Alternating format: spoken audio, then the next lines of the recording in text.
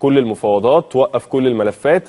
ودي كانت توصيه من نجم مصر ونجم نادي الزمالك والمستشار الفني لاداره نادي الزمالك فيما يخص شؤون كره القدم كابتن فاروق جعفر. وطبعا هنسال كابتن فاروق النهارده ونعرف منه ايه سبب القرار ده. كابتن فاروق اوصى على الاستاذ مرتضى منصور رئيس مجلس الاداره وعلى الجهاز وعلى مجلس الاداره ان يتم وقف اي مفاوضات في الوقت الحالي. وده اللي قاله كابتن فاروق للاعيبه نادي الزمالك اول امبارح يوم الثلاث اللي فات. كان في اجتماع بين كابتن فاروق ومستشار مرتضى منصور مع اللاعبين، وكابتن فاروق حثهم ان هم يأدوا احسن اداء عندهم ويرفعوا اسم نادي الزمالك. وشفنا النهارده نادي الزمالك قدر يكسب فوز كبير على حرس الحدود 3-0. حرس الحدود مش هو المنافس القوي، بس اكيد فوز معنوي مهم لنادي الزمالك في بطوله كاس مصر.